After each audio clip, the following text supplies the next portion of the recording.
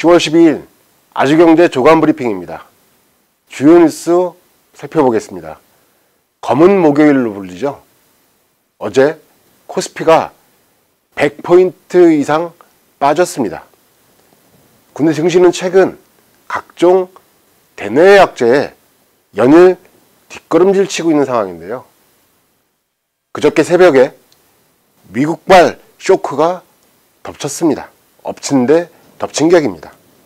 이에 따라 코스피의 시가총액이 65조 원이나 줄어들었는데요.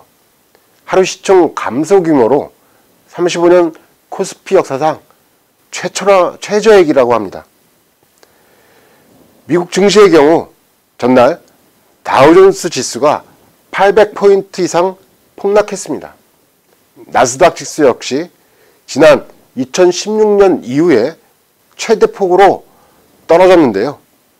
이에 대해 트럼프 미국 대통령은 연방준비제도가 미친 것 같다 라고 말했습니다.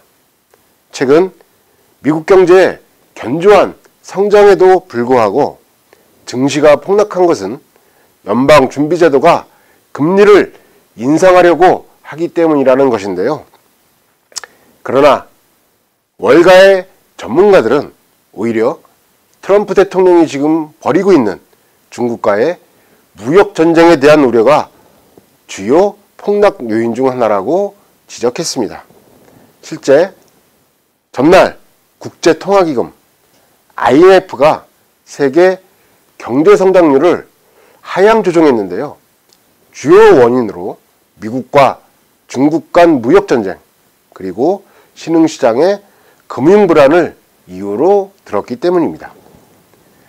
다음 소식입니다. 우리 정부가 현대상선을 지원해 해운업을 재건한다는 계획을 밝혔는데요.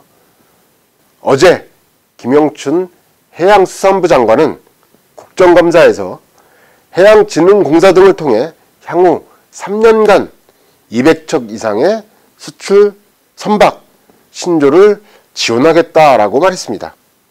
이에 따르면 10월 중 한국해양진흥공사를 통해 현대상선의 20척 건조 사업이 본격적으로 착수됩니다. 계약 자금은 무려 3조 1,500억 원에 이르는데요. 지난해 2월 국적선사인 한진해운이 파산하면서 국내 해운산업이 급속도로 무너진 바 있습니다. 이에 따라서 해수부가 해운업의 경쟁력 확보를 위해 사활을 건다는 소식입니다.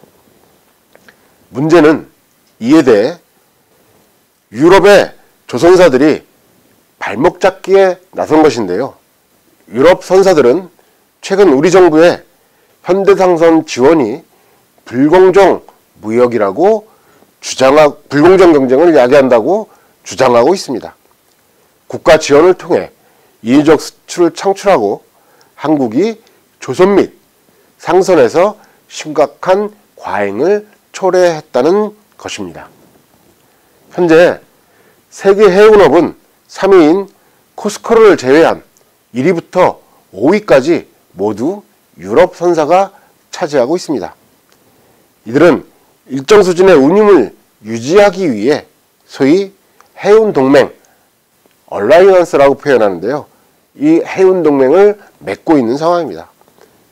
이런 유럽 선사들의 반발이 지나치다는 견해도 나오고 있습니다.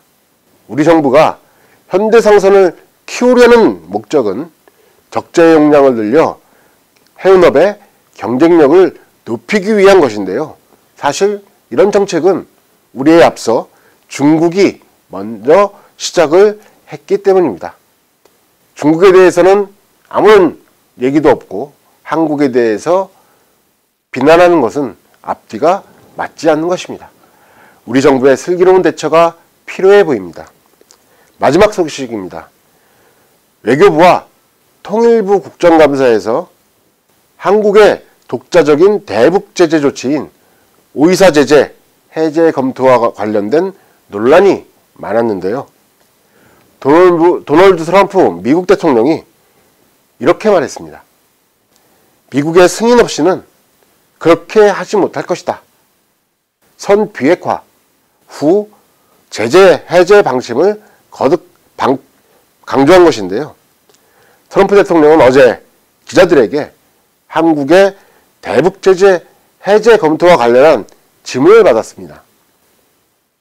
이 자리에서 한국 정부는 우리 승인 없이는 아무것도 하지 못한다라고 말했다는 것입니다. 트럼프 대통령은 이 전날에도 기자들과 만나 북한의 경제성장 잠재력을 거론했는데요. 대북 투자에 걸림돌이 될 수 있는 대북 제재를 해제하고 싶지만 그러려면 우리가 뭔가를 얻어야 한다고 강조한 바도 있습니다. 북한이 추가로 비핵화 조치를 단행할 경우에는 어느 정도 제재 완화가 가능하다는 점을 시사한 것인데요. 문제는 어제 국감에서 트럼프 대통령이 얘기한 승인이라는 발언에 대해서 논란이 많았습니다. 다른 나라를 향해 승인이라는 표현을 사용하는 것은 외교적으로 지나친 언어다라는 것인데요. 주권 침해로 비칠 수밖에 없는 상황이었습니다. 이상 아주경제 조간 브리핑입니다.